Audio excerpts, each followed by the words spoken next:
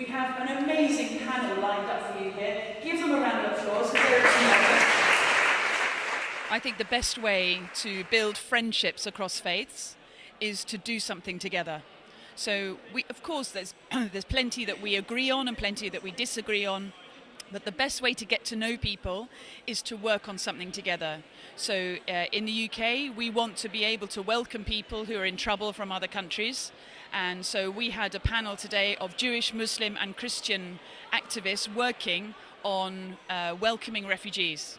So across that, and it doesn't matter what our different faiths are, we can celebrate our different faiths, but it doesn't mean to say that we have to argue with one another. And I think that's the best way, not just to have interfaith dialogue, that's one thing, but to make friends across faiths. That's really, really important. To help integrate the refugees when they arrive here.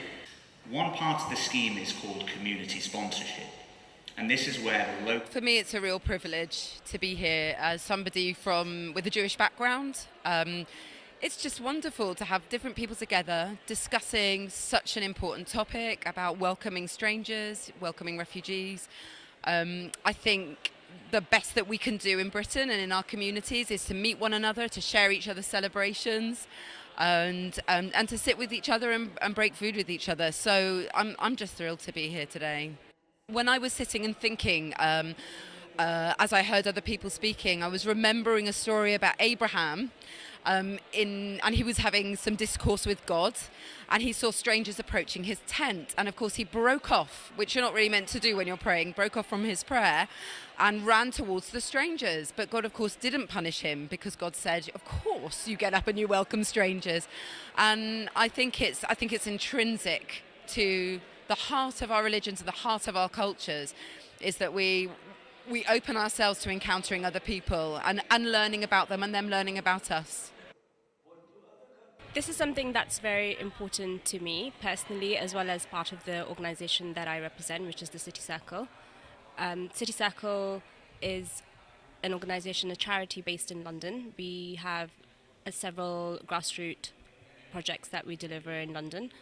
And because the community in London is so diverse, we are very blessed to be part of a very multicultural society here. It's very important for us to be delivering projects to that society and be part of and honour the society that we're in by having projects and having events that are multi-faith as well. Our partnership with the church goes back many years. This is the third year that we've instigated and put up an iftar in this very church. The partnership started with a project that we do running the winter homeless shelter in the church. But we realised that although we do that for the homeless guests within London, we should be doing something that brings in the interfaith community within London more, and Ramadan provides the perfect opportunity to do that. Everyone wants to come together over food, so why not have an iftar here? We're very lucky to be partnering with the church, who also agrees with that principle and welcomes us in their beautiful space. As you would have heard the Sheikh Haytham Tamim saying earlier, that the very first Muslims were refugees.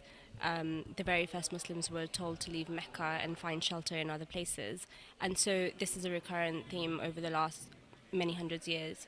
And we found ourselves in the same situation at the moment, where there are people out there who need our help, who are displaced and have been needing our help and have been displaced for quite some time.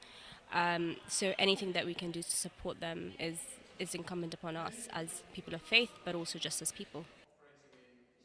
I just do one day of the Ramadan fast, and for Christians it's very different not to have any water as well. So I have huge respect for my Muslim brothers and sisters to do this for a whole month with no water as well, and that's difficult. But I only do it for one day, but it means that I'm in solidarity with everybody here fasting. So at 9:05, as it was tonight, I have my date and I have my glass of water, and I can be with everyone else. That's important.